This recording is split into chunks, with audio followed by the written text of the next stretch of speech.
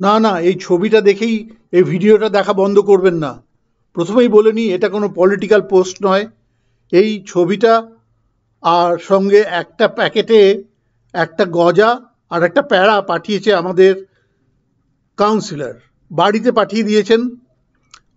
আসলে একজন YouTuber claim করেছিলেন যে টিপছাপ দিয়ে নাকি এই প্যাকেট আর ছবি নিতে হচ্ছে, কিন্তু আমাদের সেসব কিছুই করতে হয়নি, একদম বাড়িতে পৌঁছে গেছে।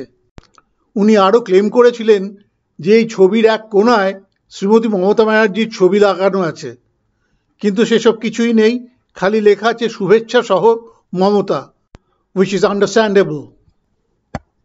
আনফর্চুনেটলি আমি মিষ্টিটা খেতে পারলাম না।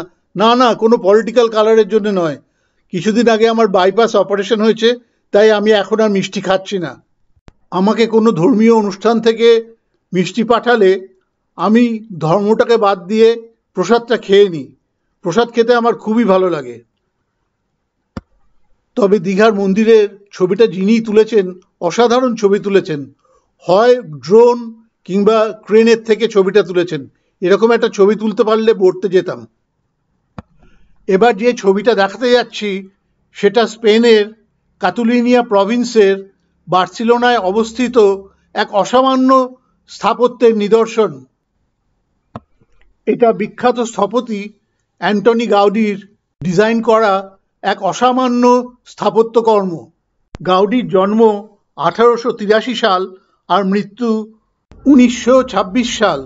গাউডির মৃত্যু পর্যন্ত এই নির্মাণের সঙ্গে যুক্ত ছিলেন। আশা করা হচ্ছে 2026 সালে এই সাগ্রাদা ফ্যামিলিয়ার কাজ শেষ হতে পারে। এবার আসি সাগ্রাদা ফ্যামিলিয়া কথাটার ইংরেজি মানে কি। কথাটা তো আসলে স্প্যানিশ, এর মানে হলো হোলি ফ্যামিলি। তবে দীঘার মন্দিরের নাম পবিত্র পরিবার মন্দির দেওয়া যেতেই পারত, তাহলে আর এই এত বিতর্কের সৃষ্টি হতো না। তবে দুর্গা বেঁকে বসতে পারত, বলতেই পারে যে আমিও তো প্রতি বছর পুরো ফ্যামিলি নিয়েই আসি, তাহলে আমারটা কেন হবে না, আমারও মন্দির চাই। কিন্তু দুর্গা বেসিক্যালি পশ্চিমবঙ্গে পপুলার, আর অন্য ফ্যামিলির একজন তো পুরো ইন্ডিয়া কাঁপাচ্ছে। আর শুধু ইন্ডিয়া নয়, এখন ইন্ডিয়ার বাইরেও কাঁপাচ্ছে। পাকিস্তানেও নাকি রথ টানা হচ্ছে, আর তাতে প্রচুর ভিড় হচ্ছে। কাজেই এই পবিত্র পরিবার মন্দির যদি কোনো কিছুর নামকরণ করতে হয়, এই তিনজনের ফ্যামিলির নামকরণটাই মনে হয় সব থেকে যুক্তিযুক্ত হবে। তাছাড়া দুর্গা তো পাবলিকলি অস্ত্রশস্ত্র নিয়ে চলে আসে, কোন দিন অ্যারেস্ট হয়ে যায় তার কোনো ঠিক নেই।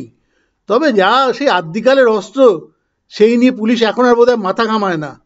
এই অস্ত্র দিয়ে এখন আর কিছুই হয় না, ওই অসুরকে মারে অসুর, আর অসুরও জানে এই আদ্যিকালের অস্ত্র দিয়ে কিছুই হয় না। এখানে আসার আগে টিটেনাসের ইঞ্জেকশন নিয়ে আসে। অসুর খুব ভালো করেই জানে ওই আদ্যিকালের ত্রিশূল থেকে টিটেনাস হয়ে যেতে পারে, তার বেশি কিছুই হবে না। আর শিবুদা তো ভয়ের চোটে আসেই না, বাঘছাল পরে ঘুরে বেড়ায়, যে কোনো দিন পশু সুরক্ষা আইনে অ্যারেস্ট হয়ে যেতে পারে, বেলও পাবে না। আমি নিশ্চিত যে যারা বার্সেলোনায় গেছেন তারা নিশ্চয়ই এই সাগ্রাদা ফ্যামিলিয়াতে গেছেন। তবে রিসেন্টলি যারা গেছেন তারা নিশ্চয়ই দেখেছেন কাজ আরও নিশ্চয়ই অনেকটা এগিয়ে গেছে। আমি যখন গেছিলাম তখন এই অবস্থায় ছিল। সাগ্রাদা ফ্যামিলিয়ার কাজ যখন শেষ হবে তখন এটা একটা আশ্চর্য স্থাপত্যের নিদর্শন হয়ে থাকবে। যারা সাগ্রাদা ফ্যামিলিয়া দেখেছেন এই ছবিগুলো নিশ্চয়ই তাদের সাগ্রাদা ফ্যামিলিয়ার কথা মনে পড়িয়ে দেবে।